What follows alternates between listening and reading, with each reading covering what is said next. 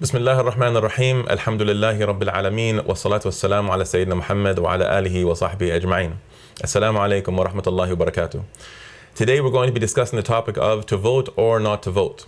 Now this topic is a bit of a difficult one to navigate through due to the fact that there are many well-known personalities that have given fatwa on this topic. And due to their celebrity status, it's very difficult to kind of compete with them in terms of having a counter argument. But one thing to recognize is that when you look at the groups of scholars that are giving fatwa, number one, you'll see that there's a great deal of similarity between their presentation of why things are permissible, for those who say that it's permissible. And the second thing is that you'll notice that they all generally come from the same circles, the same viewpoint, the same even geographical locations.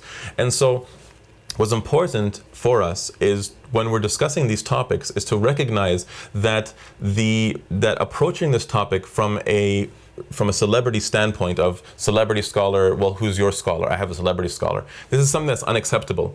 We know that Umar ibn al-Khattab radhiallahu anh was better than all of these scholars, all of our scholars, all the scholars of the world. Combine them into one man, and Umar al-Khattab is wiser and more knowledgeable than all of them combined. And despite this fact, we found that when Umar ibn al-Khattab found that the mahar, the dowry of marriage was too high, a woman stood up and accounted him and told him that, "Oh Umar, who are you to put a cap on something that Allah subhanahu wa ta'ala has not put a limit on?" So after some discussion, Umar ibn Khattab said the woman is correct and Umar made a mistake. So the thing is that we have to recognize that these scholars are not infallible. Just because they're famous does not mean that they're right.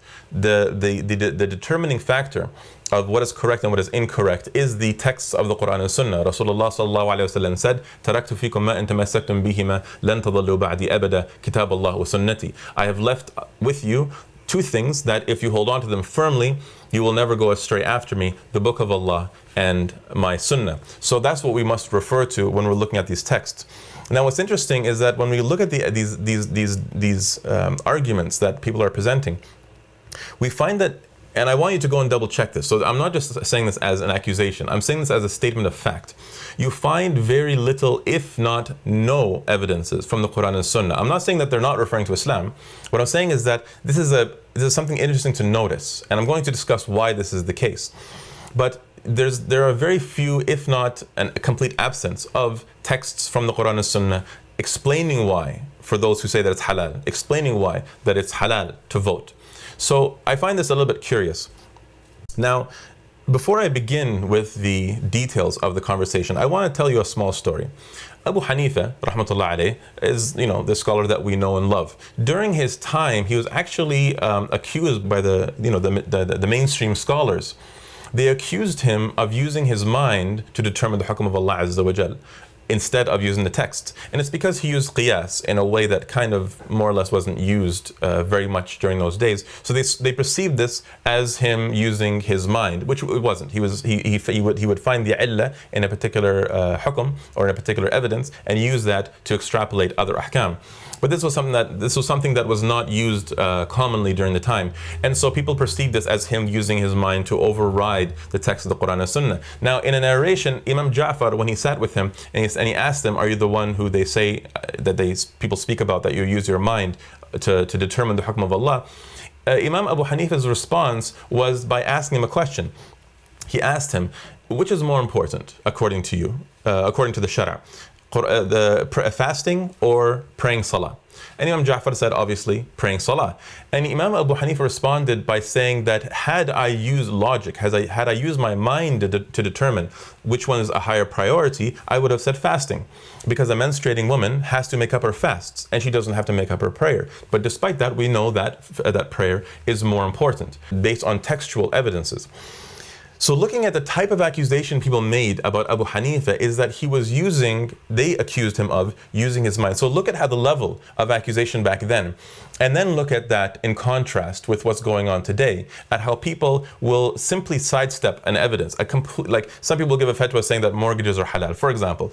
They'll completely sidestep the ayah that says, "Daru ma baqiya min al-riba." abandon all of what's left of riba. And somebody says, well, no, because of this and that minority fiqh, which we'll get into, necessity and so on. So they sidestep the hukm of Allah Azza wa Jal without even using qiyas. It's not even what Abu Hanifa was doing. They're completely ignoring evidences, qat'i, absolute evidences, and they're making things permissible due to excuses or due to a premise that Islam does not actually legitimize. Sure, it's an opinion that Islam teaches us to be tolerant of, so we don't call the person a deviant or whatever, but it's a very weak approach to the topic of deriving hukm shari. So I just wanted to start with that, just to kind of give you a bit of a kind of perspective on what's kind of going on in the world. And this is not an accusatory discussion. It's not about pointing fingers at anybody. This is about seeking the hukm of Allah Azza wa Jal. Because do we not want to stand in front of Allah Azza wa Jal while He's pleased with us, rather than just running through the world, going for the first fatwa that's thrown our way? It is our responsibility to analyze things to the maximum depth that we're capable of. And we will be held accountable on that premise. And that's what I want to do. I want to present to you the alternative view. The view that says that voting in a secular democratic system, in a system that will not implement Islam, that does not implement Islam, to vote for anybody to become a legislator in such a system is something that Islam forbids. And I'm going to present the evidences for that. So rather than saying, well, my celebrity scholar has said XYZ, which is a huge problem today, we should not be doing this. We should be looking at the evidences. I want to present you the evidences as to why it is not permissible, why it is haram to vote for anybody to become a legislator that's going to legislate with man-made laws. To begin the discussion, we need to set the premise of the conversation. If we don't establish a foundation that we all agree on, so we need to agree on this, then we'll just be running all over the place and each point will pop up and it'll become confusing. So let me ask you a question, and this should set the premise. According to what we know of the Quran and Sunnah, is it permissible for a Muslim to vote for anybody to rule with kufr laws? Is it permissible for you to go and choose somebody, say, I choose you, I want you to become my ruler, and you rule with kufr laws, man-made laws, ignore Allah Azza wa Jal. You're not going to rule with Islam, that's fine. Just, make sure that even though I'm choosing you to rule with kufr, just make sure, you give me some benefit out of this. Make sure you give me some money or help me out a little bit here and there. The obvious answer, we all know what the answer is. It's not just me saying, oh yes, it's haram. And it's not me just saying, I'm convincing you that it's haram. I'm telling you, all the scholars who say that voting is halal agree that it's haram. Everybody is in agreement that it is haram to vote for anybody to implement other than what Allah has revealed. And the proof of this is I'm going to mention a number of points that they use as their evidences, as their arguments. The very first one is the lesser of two evils. So they use aqall ad-dararain, they use this as a premise to identify why it's permissible to vote. Look at all the fatwa, they mention the lesser of two evils. So why would you mention the lesser of two evils if you're not talking about two haram things? If we were to say, for example, somebody were to ask a fatwa, what should I have for dinner today? Should I have chicken or should I have beef? And he says, well, the lesser of two evils is chicken.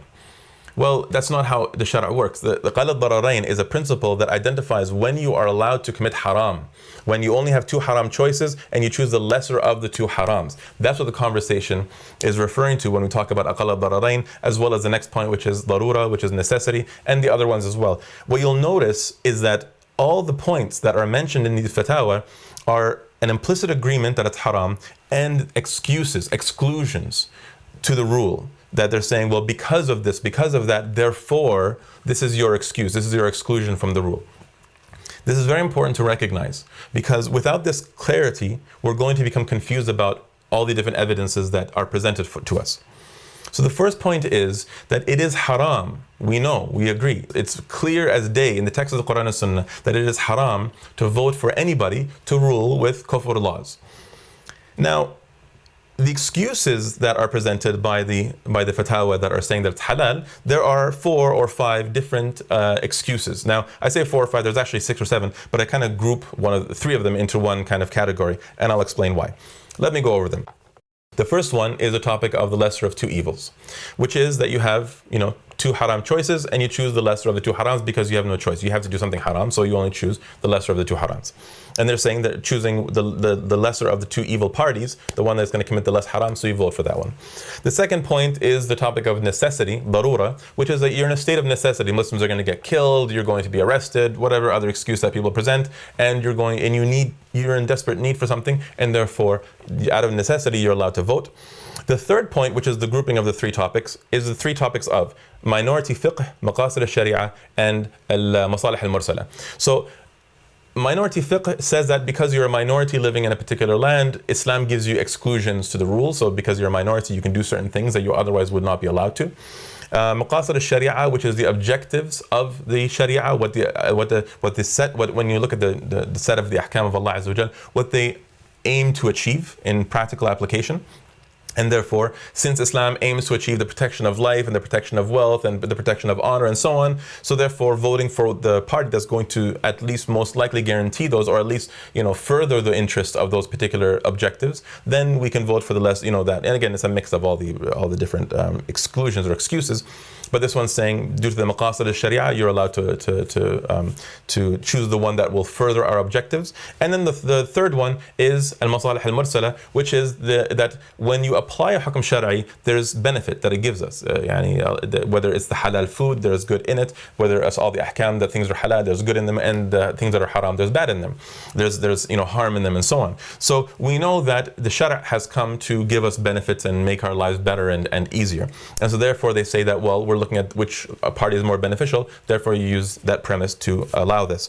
The fourth category of excuses is the story of Yusuf, which is interesting because historically Yusuf has always been kind of used, actually, very regularly. If you look in history, he's been used repeatedly as a premise for making excuses to commit haram or to break a certain rule. And so they say because Yusuf alayhi salam joined the government of the king and he became, the agricultural minister, as some people present it, and therefore we're allowed to become MPs, we're allowed to join governments, we're allowed to vote for people who join, and so on. And then there's a final point, the fifth point, which is what I believe is the underlying cause of all of these excuses. So first we're going to discuss whether or not these excuses are valid or invalid. If they are invalid, I'm going to explain why would so many people use these in such an odd and interesting way.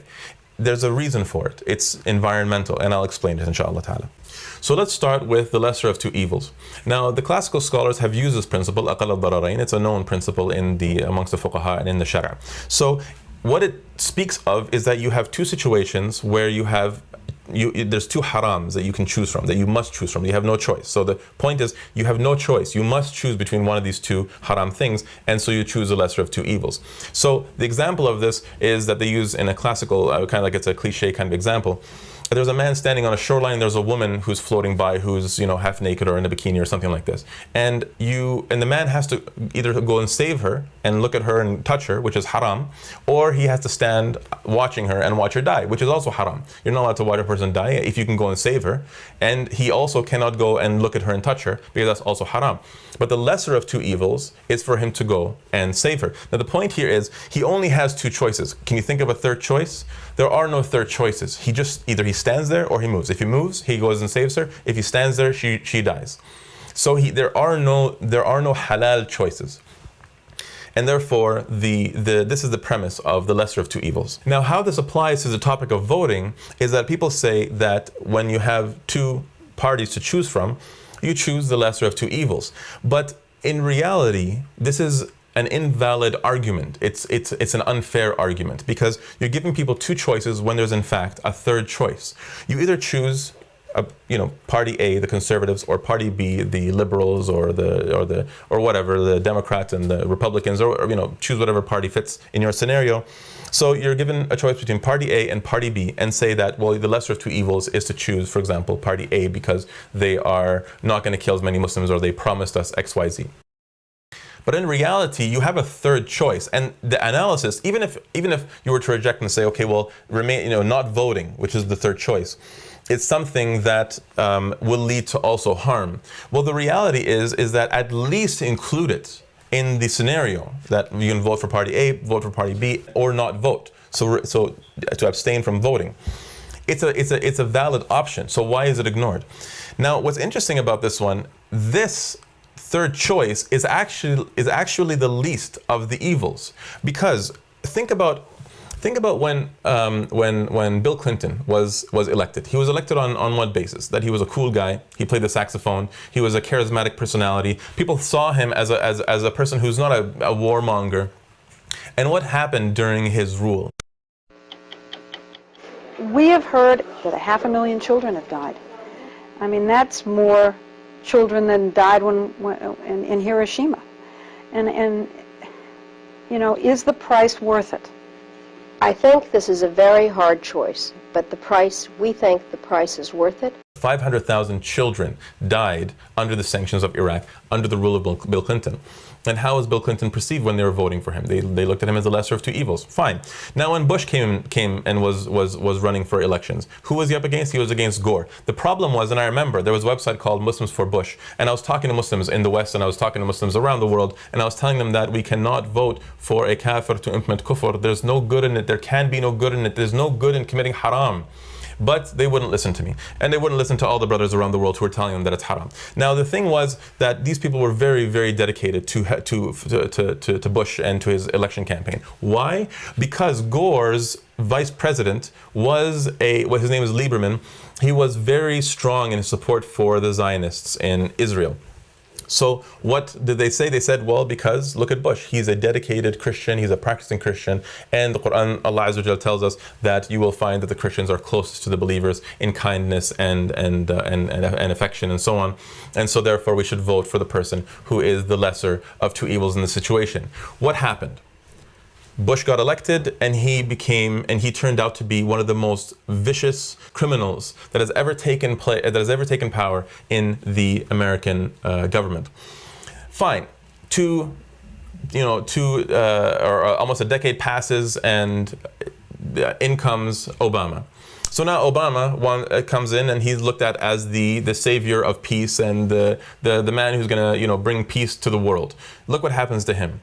He is the worst of all recent presidents. He has more blood on his hand. Right as we're speaking, he's constantly drone bombing Muslims all across the world. He is one of the worst criminals. He has achieved more during his presidency than any other president could have ever dreamed to achieve. In terms of now he's passed. So they passed during his presidency. They've passed a law that allows the government to arrest people just on suspicion and keep them indefinitely, so they can put you in jail for the rest of your life without a trial, without any charges. Go look up what happened with the Occupy movement. If you haven't heard much about it, go read up, or if you have heard nothing about it, really go read up on the Occupy Wall Street movement. The American people rose up, just like in the uprisings in the Muslim world, like in the uprising in the Ukraine. The people of the United States of America rose up. They had their own uprising, and it was called the Occupy movement. What happened to them? They were crushed. They were crushed exactly like Bashar tried to crush the uprising in Syria. A large number of people in the US rose up to protest the economic injustice of the government and their loyalty towards the mega corporations. What did they do? Go look at the videos of the police brutality. They're teenage girls who had their heads beaten with baton sticks. They were just standing there, just either chanting or whatever. The government came up with these trumped up charges that the protest was unauthorized, they didn't get permission for it, and therefore and again, I don't know if you saw, there's that one police officer who was spraying pepper spray in the face of students who were just sitting on university grounds protesting. Police would, again, they would just beat women. They would just grab people and arrest them with no charges. And to the point where now, even holding in this United States, and again, there's just so many videos going on about this, even just holding up a camera to a police officer in public when he's beating somebody or being unjust, the police officer will run up to the person, grab him, arrest him, take his phone and erase it. This is very, very common now. Look at what Obama has achieved during his presidency. This idea that voting for one of the perceived lesser of two evils, the problem with this is we have to remember, no good can come from committing haram, ever. On an individual level, if you're in desperate need, if the Shara gives you the excuse, which we'll get to, which is when we get to necessity, if the Shara gives you the excuse, and that's fine. But to override an evidence, the premise, which is that it is haram to vote for somebody, to rule with other than what Allah has revealed, to say that there's good in committing haram when you have a choice to not commit haram, which is to say, I'm not going to get involved in your sin. The example of this is that if you're walking up the street and you see a woman being raped, let's say in a park or something, and you realize that the men that are raping her are the type of people who will not only rape her, but they'll also beat her either to death or almost to death. So you come up with a genius idea that what I'm going to do, what this person says he's going to do, is that he's going to join in the rape and he's going to become one of the rapists. Actually, he's going to rape her directly himself, because he thinks that if he becomes, the guy doing the raping, he may be able to convince the guy to not beat her to death. Would you consider this as being a valid premise, a valid course of action according to Islam? Obviously not. So this is the problem with this particular perception of the lesser of two evils. You cannot just throw around options outside of the contexts of the text of the Quran and Sunnah. You cannot commit a crime if you have a choice of abstaining. What I'm saying is that you cannot involve yourself in a crime and become a criminal if you have the option of abstaining, even though your abstaining means that the crime is going to be followed through. That doesn't give you the justification to become a criminal. And the same thing when it comes to the situation of voting is that it's haram. We've agreed, we already know that it's haram to vote. So for anybody to rule with other than what Allah has revealed. And we know that Allah subhanahu wa ta'ala refers to people. What does He call people? What does the Quran and Sunnah refer to people? How does the Quran and Sunnah refer to people who rule with other than what Allah has revealed? It says, وَمَنْ لَمْ يَحْكُمْ بِمَا أَنزَلَ اللَّهِ فَأُولَٰئِكَ هُمُ الْكَافِرُونَ وَمَنْ لَمْ يَحْكُمْ بِمَا أَنزَلَ اللَّهِ فَأُولَٰئِكَ هُمُ الْفَاسِقُونَ وَمَنْ لَمْ يَحْكُمْ بِمَا أَنزَلَ اللَّهِ فَأُولَٰئِكَ هُمُ الظَّالِمُونَ. Whoever does not rule with what Allah has revealed, they are the disbelievers, they are the oppressors, they are the corrupt. Allah Azza wa Jalla says in the Quran, فَلَا وَرَبِّكَ لَا يُؤْمِنُونَ. They don't even believe. But no, by our Lord, they don't believe unless they refer to Islam, to you, the Quran and Sunnah, in all of their matters. So the situation is that when we say that we have these, this lesser of two evils scenario, it's not correct. There's a third choice, which is not voting. And the next point is that as I mentioned, with regards to all these, look at what happened with Clinton, with Bush, with Obama, with the conservatives in Canada, or with the liberals, or in the UK with Blair, or whoever else, and whoever Muslims ended up voting for. Did voting ever prove to bring about any change, any good? Every time Muslims have been involved in voting, it has led to a disaster, and it gets worse. With every time Muslims are promoting somebody, it gets worse. It went from Clinton to Bush, from Bush to Clinton to Bush to Obama, and look at it's getting worse. The guy is looking nicer and nicer. He's looking less like Bush Senior was like a CIA head, so he was like super evil, and then it just kind of Clinton was a nice guy. It's like our perception is flawed. You cannot use, our human judgment has proven itself to be flawed. You cannot use it as a premise to override the Quran and the Sunnah.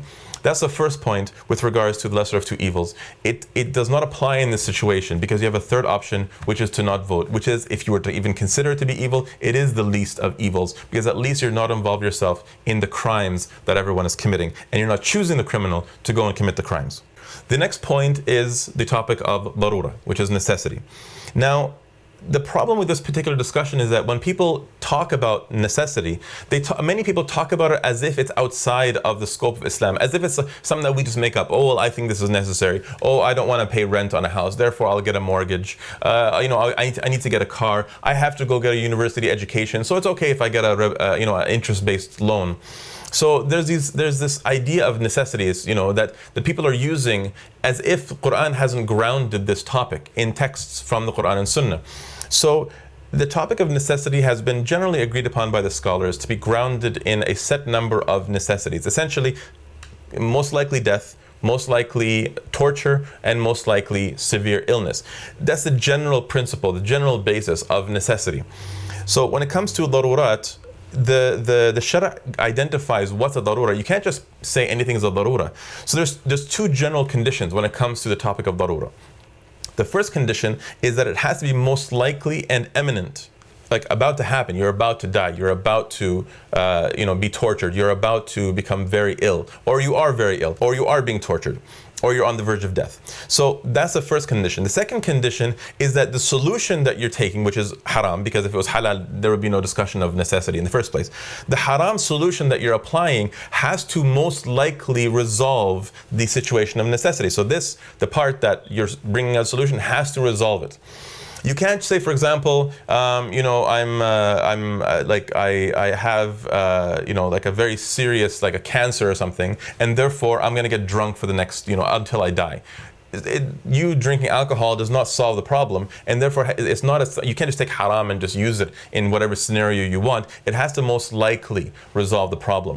And so the thing is, and how this applies to voting, is that when people say, well, due to necessity because of they may attack us, or they're going to go bomb Muslims, or whatever it may be. First of all, you voting, is it going to most likely stop the problem? So what is the problem that you're trying to stop? You're trying to stop them from killing Muslims. They're going to kill Muslims anyways. Haven't we seen in the last 2 decades that no amount of voting is going to change that? Even when look at the Vietnam War.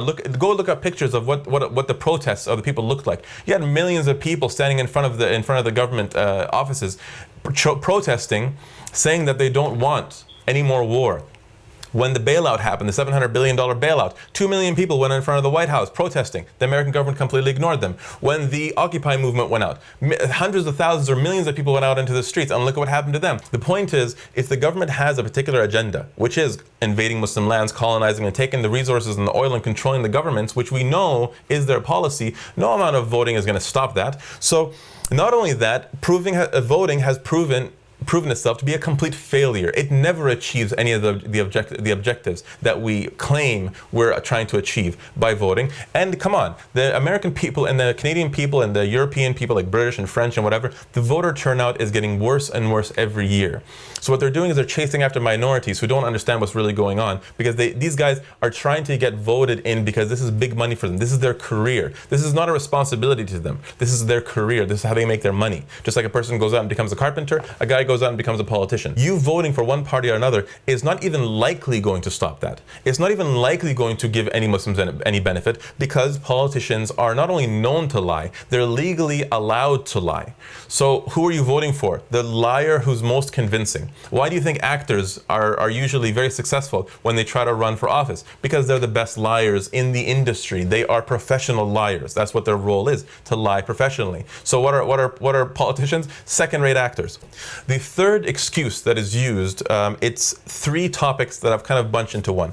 1, because they are big topics, and 2, because they're not really used that much by scholars anymore. They were used a while ago, but they're not used so much anymore, because people are starting to recognize that it's not really a premise to give an excuse to commit haram in this particular situation. So the 3 of them are minority fiqh, maqasid al-sharia, and al-masalih al-mursala. So minority fiqh is, basically it's a new fiqh that was brought about to say that because Muslims are minorities in the West, and we're a racial minority or a religious minority, and therefore Islam gives us some excuses. And this is an invalid approach to the fiqh, because textually, look at the life of Rasulullah sallallahu alaihi wasallam. The Prophet sallallahu alaihi wasallam was always a minority in Mecca. He was a minority in Medina. The Muslims were almost always a minority everywhere they went. So during the time when the Sharia was being revealed, Muslims were almost always a minority. So on what basis are we saying that suddenly today we have some new type of minority? There's no basis for this. The Sharia has been revealed for human beings as human beings, not as majorities, not as minorities. Allah Azza wa Jal has revealed solutions for mankind, for human beings. So in that situation, is it permissible for Muslims, majority or minority, to vote for somebody to implement kufr? The answer is obviously no. The second one, which is maqasid al-sharia, which is the objectives that the Sharia tries to, or not tries to, the objectives that the Sharia achieves in the application of Islam. So protection of life, and the protection of wealth, and the protection of honor, and the protection of the deen, and so on.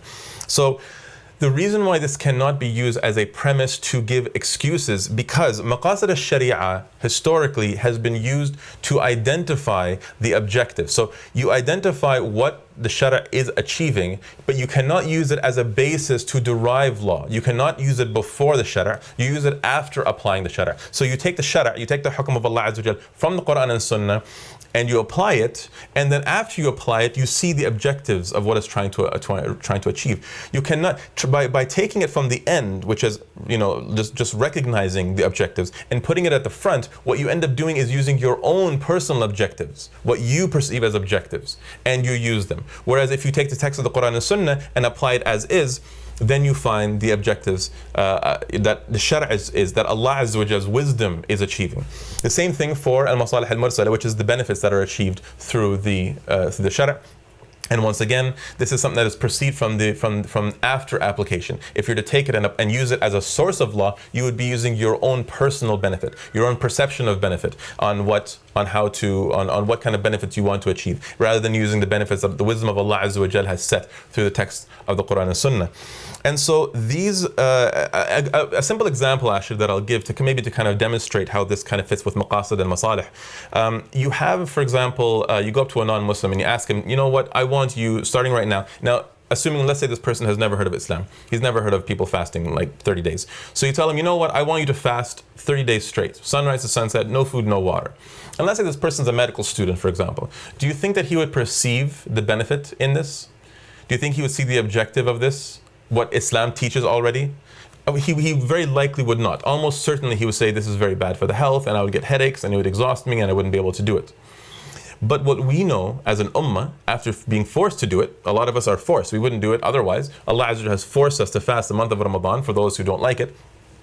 What you find is that after you apply it, you realize that you have increased in patience, you've increased in focus with Allah Azza wa Jal. It brought the ummah together because we all recognize each other in the street with pale faces and hungry. It brings us together in terms of our gatherings. How often do you invite people over for dinner during Ramadan compared to the rest of the year? It draws it kind of sets a spotlight on the fact that really, if you can fast, you can do almost anything else in Islam. Almost everything else in Islam is easy in comparison to fasting. So the fact that this is the bottom line for a Muslim, like the minimum that a Muslim does is praise and fast and hajj and zakat and so on. So this is a basic thing that a Muslim does. And so what it does is it gives us a strength of knowing that, well, if I can fast a whole month, I can pretty much do everything. So this, using minority fiqh, maqasid al-sharia and al-masalih al-mursala as a premise to give us an excuse to commit haram is invalid, because maqasid and al-masalih al-mursala are only taken after the application. So you apply. So in other words, we will notice the maqasid of the sharia and the masalih al-mursala after we implement the ruling that it's haram to vote, which is, like I said, the agreed upon premise. It's haram to vote, and the benefit is in obeying Allah Azza wa Jal. The benefit will be perceived. Let me just give you just a small side topic example. Think about it. If the ummah refused any solution other than what Allah Azza wa Jal has revealed, which is the khilafah, what do you think that we would be without a khilafah today? It's the fact that we continuously accept compromises, we constantly accept half solutions and these false solutions. It buys time for kufr to continuously rule over the whole world. Is it not time that we recognize that the greater harm is in not applying the laws of Allah Azza wa Jal, the ahkam of Allah subhanahu wa ta'ala? So this is why maqasid and masalih al-mursala they don't work like this. You take them after you apply the hukm of Allah Azza wa Jal, and then you will notice the objective of the sharia in not doing the haram and the benefits that come from not doing the haram. The fourth excuse that is used in these fatwas that say that voting is permissible, or the exclusion to the impermissibility of voting in these circumstances, they use the example of Yusuf alayhi salam. Now, they say due to the fact that Yusuf alayhi salam joined the government of the king and became what they call the agricultural minister, which is not correct. They say that due to this fact, therefore it is permissible to become MPs and join governments, and even some of them even say president or prime minister. The one khatib actually said that we should aspire to becoming the prime minister or the prime minister of Canada or the president of the United States. And so this is invalid for a very simple reason. Yusuf alayhi salam says in Surah Yusuf, he says it in his own words. He says, "In al-hukmu illa lillah. In al-hukmu illa lillah." The right to legislate belongs exclusively to Allah subhanahu wa ta'ala. Now Yusuf alayhi salam says this, the right to legislate belongs only to Allah, and then you think he's going to become a legislator? Do you think he's going to contradict himself and on the one hand say the right to legislate belongs only to Allah and then he's going to become a legislator? Because remember, we're not talking about voting for your local street sweeper. We're talking about voting for a legislator, a person who's going to legislate with laws that are other than Islam, from man-made law. So you're voting for somebody to rule with kufr. And using the story of Yusuf as an example, Yusuf alayhi salam told the king that he said to him, "Ij'alni ala khaza'in al-ard," put me as a person who's in charge of the storage of agriculture or produce. And so, because again of his interpretation of the dream, so the story of Yusuf is completely invalid in these circumstances. Not only is it invalid because it completely contradicts what we know of what Yusuf became. He did not become an MP or an agriculture minister where he legislates matters of agriculture. Rather, he was just a resource manager. But also the idea that the legislation of those who came before us is legislation for us is an invalid premise. Because if it was permissible to follow the laws of previous prophets, that would mean that it would be permissible today to prostrate to each other, because the family of Yusuf prostrated to him.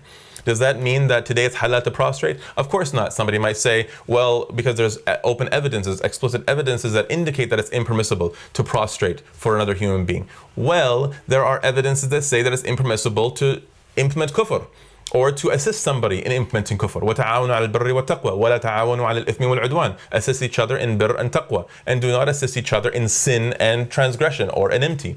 So there are evidences that say that we're not allowed to do this. So on what basis are we overriding that based on previous prophets' examples? And this brings me to my final point, which is, what if it's true that the lesser of two evils does not apply in this situation because you have a halal option, and the situation of necessity does not apply because this is not a shar'i necessity, and not only that, but the solution does not actually solve what could be perceived as a necessity, and then the issue of minority fiqh doesn't apply because there is no such thing as minority fiqh, it's an invalid fiqh, or maqasid al-sharia or masalih al-marsa, because they don't work like that. You cannot take laws, you cannot you cannot create laws from them. It's a perception of the application of the laws of Allah Azza wa Jal.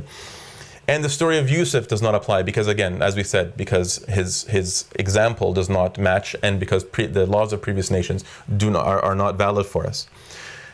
If this is the case, then why are all these fatwa using these as their basis? If you look at these fatwa, what you find is there's an underlying theme. And I want to be careful here. I don't want anyone to think that I'm accusing anybody of insincerity or deviance or anything like this. Rasulullah sallallahu alayhi wa sallam said, إذا حكم الحاكم فاجتهد فأصاب فله أجران وإذا حكم الحاكم ثم اجتهد فأخطأ فله أجرا واحدا. So if a judge performs ijtihad and he comes to the correct conclusion, he gets 2 rewards, and if he comes to the wrong conclusion, he receives 1 reward. So there's 2 rewards for the accurate understanding, and there's still 1 reward for the incorrect understanding. So this is not an accusation on anybody. It's just an analysis of what is the strongest evidences, because we're seeking the pleasure of Allah subhanahu wa ta'ala. Now, what you'll find is an underlying theme is an environmental influence, which is, let me ask you a question.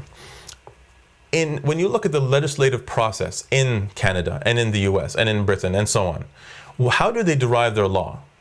And if you look at individuals in the West and how they judge what they want to eat and how to live their lives and what's good and what's bad and what's right and what's wrong, how do they judge these things? Everyone there judges on the same premise, which is the benefit-harm analysis, the cost-benefit analysis. So when they go grocery shopping and they want to pick what to eat, they look at what tastes best. They don't care about halal and haram. That doesn't even mean anything to them. When they formulate laws, even for traffic laws, how to put your seatbelt on or not, whether or not a certain economic law is allowed or not allowed. You find that their approach to laws is based on the aqeedah of secularism, which is the separation of Allah from law. So there's lots of different ways of putting it. I want to put it in a way that is very black and white. It's a system, secularism says Allah has no right to tell us what to do. No God tells us what to do. We are human beings. We are separated from God in our legislative process, separation of God from state, separation of church from state. There's different ways of describing it. Separating the creator of the universe's laws from legislative procedure. And of course they call us, that's what democracy is, by the way, man legislating. So the problem is that you have the situation of people, when they legislate in non-Muslim, non-Islamic systems, they will legislate based on the only thing that they can legislate on, Like when you separate guidance from the creator of the universe, well, where are you going to get your guidance from? You get it from yourself. So the only way that we can perceive what's good and bad is what we like and what we don't like, what we perceive as benefit and what we perceive as harm. And therefore, we have to recognize that this view, and I would like to contrast this with Islam. So this is the criterion of secularism, which is benefit and harm. The criterion of Islam, is it benefit and harm? Didn't I mention the ayah? And وَعَسَى أَن تَكْرَهُ شَيْئًا, you may dislike something, but it's good for you.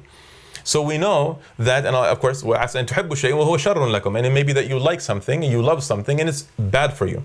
So Islam's approach is فَلَا وَرَبِّكَ لَا يُؤْمِنُونَ حَتَّى يُحَكِّمُوكَ فِي مَا شَجَرَ بَيْنَهُم. But no, they don't actually believe in Islam unless they refer to you in all of their affairs. So our criterion is the Quran and Sunnah. When we have a problem, we go back to the Quran and Sunnah. If the Quran and Sunnah says go and do the most harmful thing that you might see as being the most harmful thing, you go do it. Because once you do it, you'll realize that it was the least harmful thing in the long run, for example. Or maybe even if it was harmful, like when Rasulullah sallallahu alaihi wasallam watched Sumayya bint al-Khayyat be tortured to death. That's the most harmful situation. The first person to die in Islam was a woman, an old woman. And so does that mean that Rasulullah sallallahu alaihi wasallam should have done a cost-benefit analysis, benefits versus harms?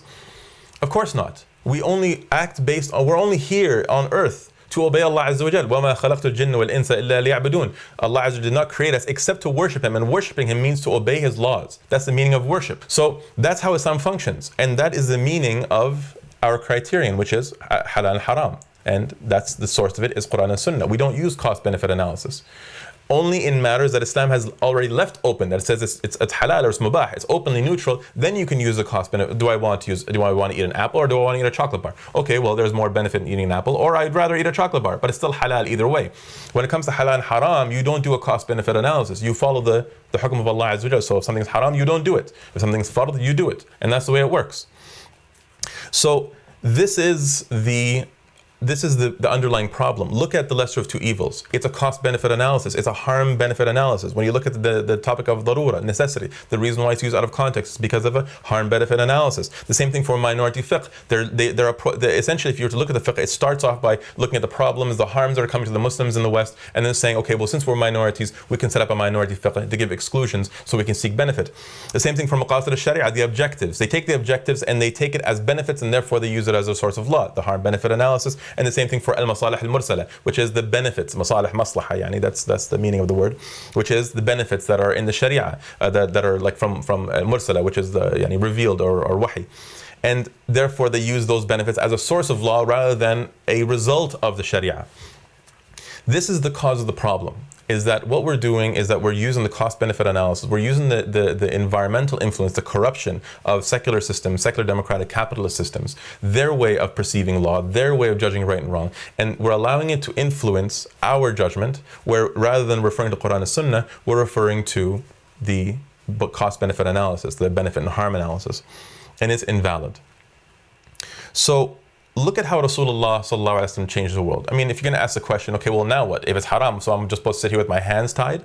Look at all the da'wah carriers around the world. Look at all the people who are working to change the world, and are their hands tied? I was born in the West. I've been living here almost my entire life. Are my hands tied? Are we not able to carry da'wah and discuss with people in the society, Muslims and non-Muslims? Are we not even able to meet with MPs and talk to them about Muslim issues without involving ourselves in voting for him to become a legislator? You can voice your concerns, just like Ja'far ibn Abi Talib when he went to Al-Habasha, he voiced his concerns to Al-Najashi. Did they bow when everyone bowed? They didn't bow, even though there was harm that could have come over them. They could have been kicked back to Quraysh, and you know that they would have probably all been executed when they came back to Quraysh. But when everyone bowed in front of Al-Najashi, what did Ja'far ibn Abi Talib say? We don't bow to anyone other than Allah. He was insulting Al-Najashi, but there's no cost-benefit analysis. There's no harm-benefit analysis in this. There's hukm shar'i, and we stick by the hukm shar'i. So look at how. So okay, fine. So what do we do now? Look at the life of Rasulullah sallallahu alaihi wasallam. What did Rasulullah sallallahu alaihi wasallam do in his 13 years in Mecca? From the very beginning, he was an individual man, received wahi, he became a prophet. So then what did he do? He went out and started calling people. Now look at the result of his actions after 13 years. He ends up performing hijrah, going to Medina, becoming a ruler of the soon-to-be most powerful superstate the world has ever seen. No state in known history has lasted for 1,300 and almost 50 years. And the Khilafah did. So look at the result of his actions. Did he get involved in Dar al-Nadwa, the government of Quraysh? Did he accept any compromises on the application of Islam? When he was seeking a military protection from Bani Amr ibn Sa'sa'a and Bani Shayban and Bani Hanifa and so on, did he accept compromises from them? Bani Shayban made the offer that they would give him protection, a place to come and for the torture to stop and for the death to stop. And they said, "Nansurak ضد العرب," we give you Nasr against the Arabs. وَلَكِنْ لَا حِيلَةَ لَنَا فِي إِخْوَانِنَا الْفُرْس. We are not able to cause any trouble to the Persians because we have a treaty with them to not cause them any trouble. So they said, we'll give you a sanctuary to live in. The same thing with Bani Amr ibn Sa'sa'a. They said that we want to, we'll give you Nasr, but we want the rule after you. We want to become a ruler after you. Rasulullah ﷺ rejected those offers because he wasn't basing his judgment on a harm-benefit analysis. He wasn't looking for safety and security. He was looking to establish his own independent political authority. That was his goal. He was trying to establish the Islamic State. Because Allah Azza wa Jal showed him through the stages in Mecca, the only way to achieve power is by carrying the da'wah of Islam to society. And the only way to protect Islam and to implement Islam is by having your own independent political authority that is able to unite the Muslims and where you have control of your resources and control of your land, where you can apply the ahkam of Allah Azza wa Jal. When the Prophet ﷺ moved to Medina, he performed hijrah. What happened right after that? Immediately he started applying the ahkam of Allah Azza wa Jal. The verses of the societal ahkam were revealed immediately.